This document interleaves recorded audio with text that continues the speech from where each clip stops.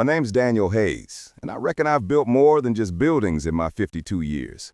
Born and raised in the heart of Atlanta, Georgia, I turned a sketchpad dream into Hayes Architectural Designs, a firm that's put up skyscrapers, swanky condos, and even that new art center downtown folks can't stop raving about. Took me 30 years of sweat and hustle, starting with drafting tables in my garage to get where I am. 20 employees, $15 million in annual contracts, and a reputation that carries weight from Savannah to Chattanooga.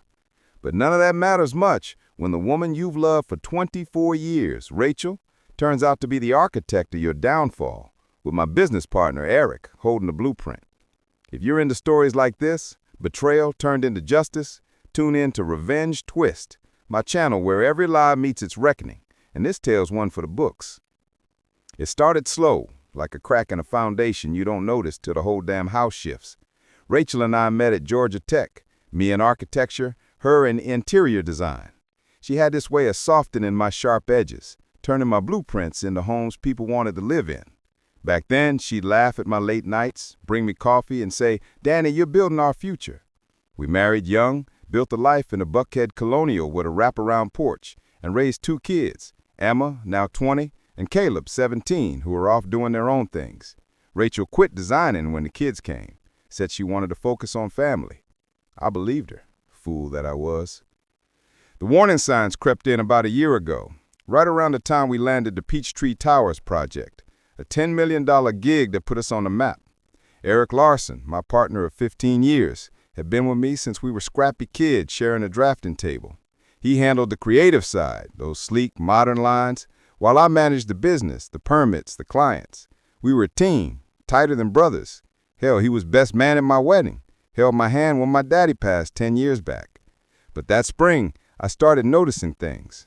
Rachel asking about our cash flow over dinner, something she'd never done before.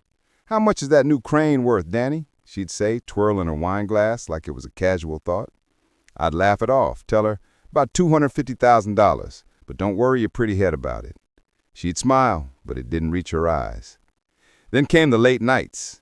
Eric started staying at the office till 9, 10 o'clock, claiming he was perfecting designs. I'd drop by sometimes, find him on the phone, voice low, cutting off when I walked in. "Just talking to a client," he'd say, but his neck would get red like it did when he lied about sneaking beers in college. Rachel, too, was gone more. Book club, she said, or lunch with friends I'd never met.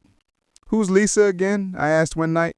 "Oh, just someone from the PTA," she'd reply, too quick. I should have known something was rotten, but 24 years of trust blinded me. The real gut punch came on a humid July evening. I'd forgotten my laptop at the office, drove back around 8 p.m. The place was dark except for Eric's light. I heard voices, his and Rachel's, through the cracked door. "Once we get the divorce papers filed, we'll split the company 50-50, Rachel was saying. "Dan is too trusting. He won't see it coming till it's done." Eric chuckled. "I've got the client list locked down. Once we're out, we'll undercut him on every bid. Peachtree Towers alone is worth $2 million in profit." My blood turned to ice.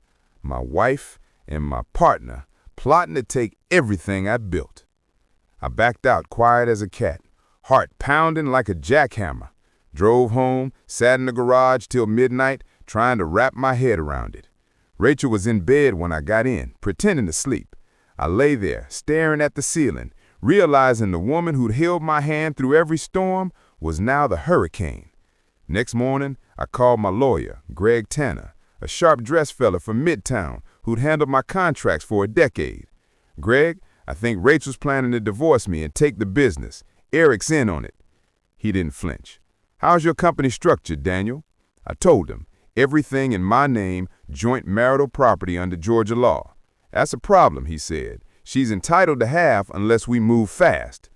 Greg laid out a plan. We create Hayes Holdings, LLC, transfer the valuable assets, equipment, contracts, intellectual property into it, and set up a family trust for the Buckhead house and my daddy's lake cabin up in Blue Ridge.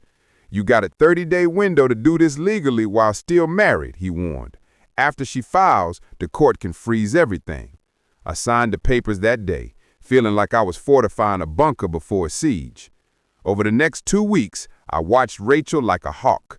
She took calls in the laundry room, hung up when I walked in, started dressing fancier, meeting friends for coffee. I played dumb, kept my routine. Up at 5 a.m., coffee on the porch, off to the job site. Then I caught her red-handed. One afternoon, I came home early, found her in my office, photographing financial statements with her phone. "What the hell, Rachel?" She jumped, stammered. "I was just organizing." "Organizing what? Those are confidential." She got that icy look. "Don't be paranoid, Danny. I'm trying to help." Help herself, more like. That night, I couldn't sleep. Called Patricia Monroe, a private investigator Greg recommended. Ex-Atlanta PD, tough as nails. "Dig into Rachel and Eric," I told her. "I need everything." 3 weeks later, Patricia called. "Daniel, meet me at my office. You ain't gonna like this." Her place was a no-frills setup in Decatur, files stacked high. She slid a folder across the desk. "Rachel's been planning this for 18 months. Consulted 2 divorce lawyers, a PI, and a forensic accountant. Eric's been feeding her data, client contracts, project margins, the works. And they're sleeping together. Hotel receipts, photos, the whole 9 yards." I stared at a picture of them laughing at a Buckhead bistro. My stomach churned. 18 months? I whispered. "Started before your daddy's cabin renovation," she said. "While you was grieving, she was plotting." The betrayal cut deep. While I was honoring daddy's memory, Rachel was calculating how to cash it in. "Can we prove Eric breached his partnership?" I asked. "Oh yeah," Patricia said. "He's violated fiduciary duty. We can terminate him and sue for damages." I drove to the Blue Ridge cabin that night, sat on the dock, staring at the lake. That cabin was where Daddy taught me to fish, where I proposed to Rachel. No way she was taking that. I called Greg. "Let's give her what she wants. Agree to everything when she files." He hesitated. "That's risky, Daniel. If the trust is challenged, doing nothing's riskier," I cut in. "She thinks she's got me cornered. Let's show her the board's bigger than she knows." For more twists like this, check out Revenge Twist, where every scheme unravels.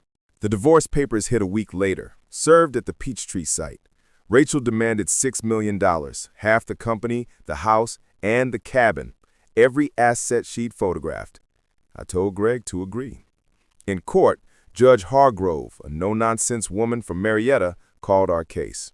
Rachel's lawyer, a slick suit from Atlanta named Carter, argued she'd built my life, sacrificed her career, managed our home. "She deserves her fair share," he said.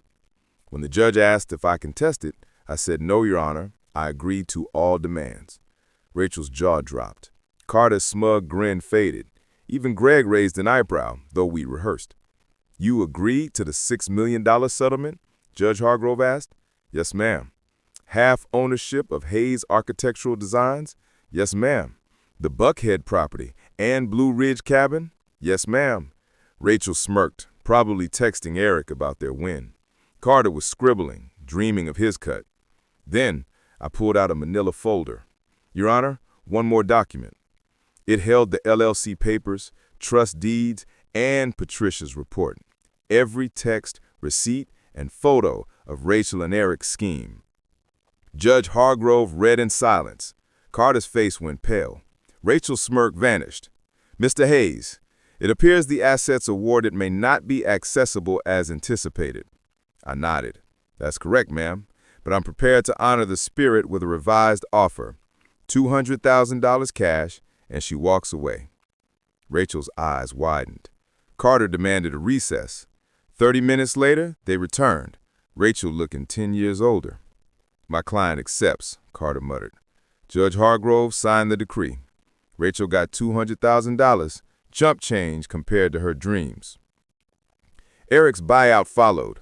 His 30% share, based on book value, was $60,000, far less than the millions he'd hoped for. I fired him that day, citing breach of contract. He packed his office, left Atlanta within a week. Word spread fast in the Georgia construction scene. No one hires a traitor. Rachel tried contesting the trust, but after $70,000 in legal fees, her new lawyer quit. She took the cash, moved to Savannah, and last I heard, her interior design gig flopped.